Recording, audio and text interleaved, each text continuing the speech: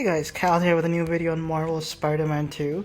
We just got some new information regarding the game, which is why in this video we're going to talk about a new feature in the game that has fans divided, as well as possible sighting of a couple of Spider-Man villains in the upcoming sequel.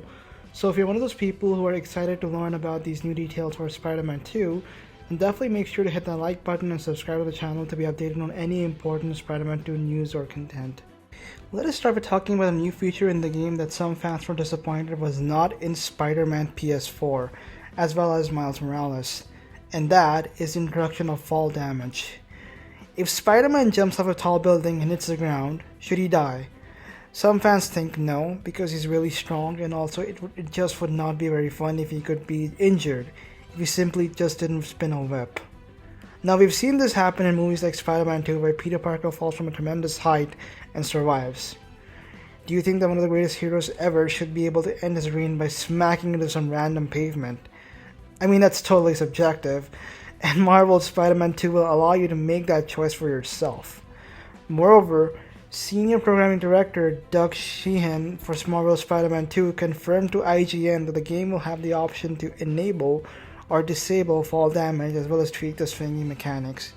He also went on to say, something we're seeing more and more of is that players like to be able to customize their experience. For those players, we added the ability to enable fall damage and even let people tweak how swinging feels with our swing steering assist system. We hope players who enjoy a deep dive into these details have fun experimenting. While some people may be happy with this change, there are others who prefer the usual no fall damage that we have gotten used to over the past two Spider-Man games, like Spider-Man actor Yuri Lowenthal, who told IGN, "The internet is talking about fall damage in Spider-Man. There's a setting where you can toggle fall damage if Spider-Man should take fall damage. Should Spider-Man take fall damage in the games?" No, he's Spider-Man. I think it would keep people from doing all the fun, swingy, jumpy things that they do. But it is a little weird that he can fall from great heights, hit the ground, and just sort of roll out of it.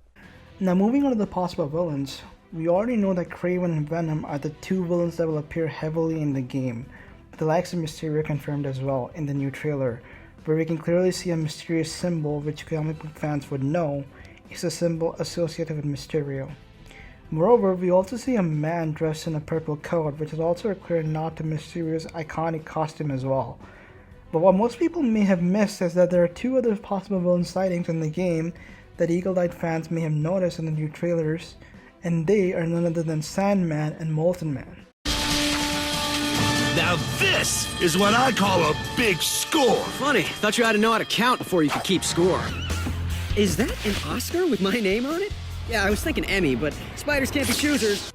Talking about Flint Marko, aka Sandman, it would not be unexpected if he featured in the upcoming sequel, since he's already featured in Spider-Man PS4 in the form of an Easter egg as one of the backpacks in that game.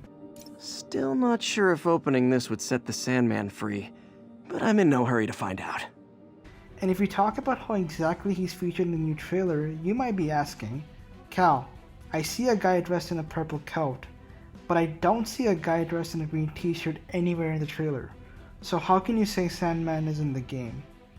Well, if we take a look at the Deluxe Edition trailer, there is a scene where Spider-Man is fighting an enemy in an area that is entirely covered in sand, which could be interpreted as just a construction site under attack by the enemy henchmen.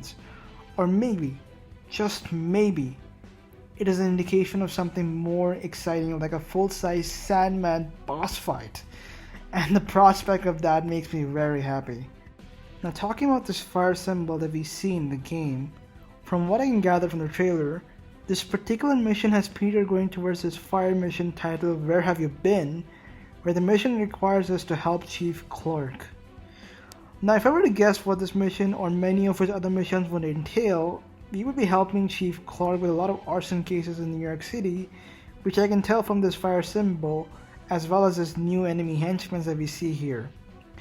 These new enemy henchmen could be associated with a Spider-Man villain that is associated with fire, which, as I said before, could be Molten Man.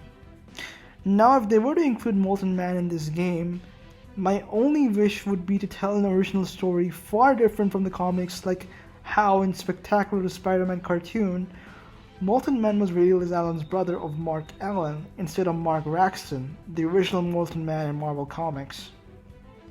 We already know how Insomniac loves to tell stories with new and fresh takes of Spider-Man characters, and if Molten Man happens to be one of those characters, that would make things very interesting for fans. Anyway, what do you guys think of this?